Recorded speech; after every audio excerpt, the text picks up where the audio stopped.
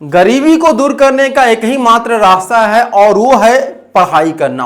और जब पढ़ाई आप करेंगे तभी आपके इस हाड़ मास के शरीर पर यूपीएसआई की जो वर्दी है वह टंगेगी, उसे पहन सकेंगे। और यूपीएसआई की आप तैयारी कैसे करेंगे इसके बारे में आपको वीर सर जीएस वाले के चैनल पे आपको सारी इंफॉर्मेशन दी जाएगी और कैसे आप अपनी पढ़ाई आगे कंटिन्यू करेंगे ये सारा रोड मैप आपको इस चैनल पे मिलने वाला है। उसी कड़ी में आज हम बात करने वाले हैं यूपीएसआई के मैथ के सिलेबस के बारे में कि मैथ का सिलेबस क्या होता है, कितना टॉपिक आपको पढ़ना है ताकि आप जो है 40 में से 40 क्वेश्चन सही कर सके। तो सबसे पहले हम यहाँ पे स्वागत करते हैं आप सभी यूपीएसआई की तैयारी करने वाले बच्चों का। और आज हम बात करने वाले हैं मैथ के बारे में कि मैथ कैसे प्रिपरेशन करें, क्या हमारी रणनीति होनी चाहिए।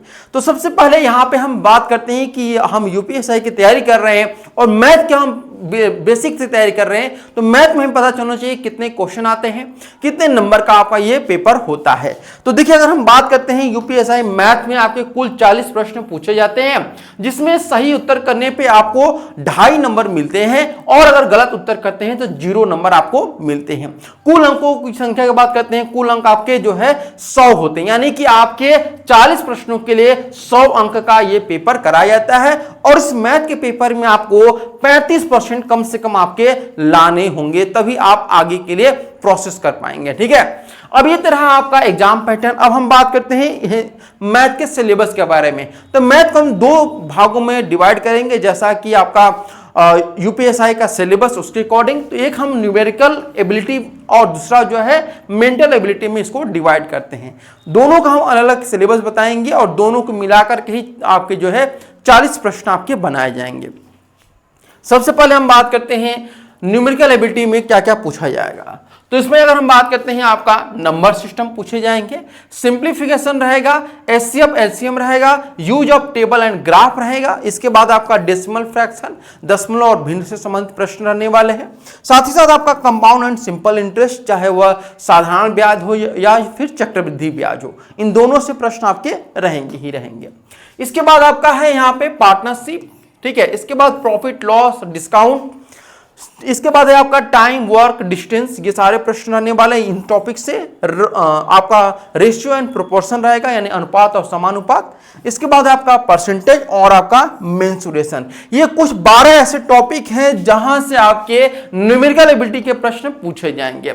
इसके बाद हम बात करते हैं मेंटल एबिलिटी। इसमें नियर अबाउट आपकी जो है 10 से 12 जो टॉपिक है वो इसमें आपके इंक्लूड हैं, जिसमें पहला जो टॉपिक है वो लॉजिकल डायग्राम यानी कि तार्किक आरेख से संबंधित है। इसके बाद है आपका सिंबल रिलेशनशिप इंटरप्रिटेशन, फिर है आपका जो है सांकेतिक बोध परीक्षण, फिर है आपका शब्द निर्माण परीक्षण, फिर लेटर एंड नंबर सीरीज। इसके आधार पर आपको प्रश्न पूछे जाएंगे। आगे यहाँ पे अगर हम बात करते हैं तो आपका है वर्ड एंड अल्फाबेट से संबंधित analogy, common sentence test, letter and number coding, direction sense test, ये आपके पूछे जाएंगे। इसके बाद आपका है लॉजिकल इंटरप्रिटेशन ऑफ डेटा, साथ ही आपका द फोर्सफुलनेस ऑफ आर्गुमेंट यानी कि तर्क की प्रभावशीलता। इसके बाद है आपका डिटरमिनिंग इंप्लाइड मीनिंग यानी कि निहित अर्थों का पहचान। तो ये टोटल आपका मैथ का जो ऑफिशियल सिलेबस है वो आपको बताया गया है। अब मैथ के सिलेबस को कैसे आप टैकल करेंगे, कितनी अच्छी तैयारी आप कर पाएंगे, इसके बारे में 1 मिनट में आप लोग का लूंगा।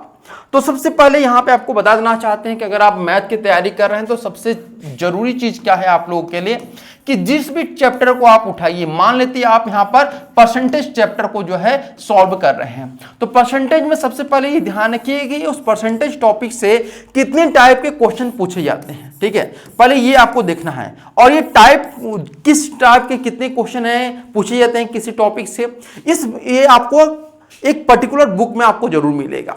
ठीक है, तो बुक का मैं नाम आपको जब बुक की लिस्ट बताऊंगा तो उसमें बता दूंगा कि किस बुक में आपको ये आपको पता चल पाएगा कि किस चैप्टर से कितने टाइप के क्वेश्चन पूछे जाते हैं। तो मान लेते हैं अगर आपको जो परसेंटेज है इसमें 13 आपके टॉपिक पूछे जाते हैं, 13 प्रकार के आपके जो क्वेश्चन है वो पूछे जाते हैं। तो सबसे पहले इन 13 प्रकार के जो क्वेश्चन पूछे जाते हैं इनको आप क्या करें, इनकी जो थ्योरी पोर्शन है, इस थ्योरी पोर्शन को आप कंप्लीट कर लीजिए, या फिर इसको कहिए कि अपना जो कॉन्सेप्ट है इसके 13 टॉपिक का वो आप कंप्लीट कर लीजिए। फिर जब आप कॉन्सेप्ट या थ्योरी से कंप्लीट कर लेते हैं तो इन पर आधारित जो आपके एमसीक्यू रहेंगे वो आप एमसीक्यू यहां पे सॉल्व करिए।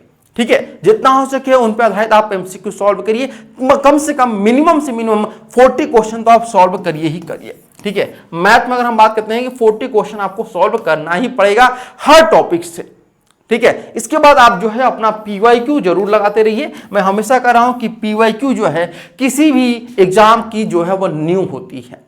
अगर नींव मजबूत होगी तो आपका घर भी अच्छा बनेगा। उसी प्रकार से अगर आप इस एग्जाम की तैयारी कर रहे हैं तो अपना पीवाईक्यू बिल्कुल मजबूत रखिए। तो 2021 का जो पीवाईक्यू है वो आपको वीर सर जीएस वाले जो आपका जो चैनल है, आपका टेलीग्राम चैनल, वहां पे आपको इसका पूरा पीवाईक्यू वहां पे मिल जाएगा।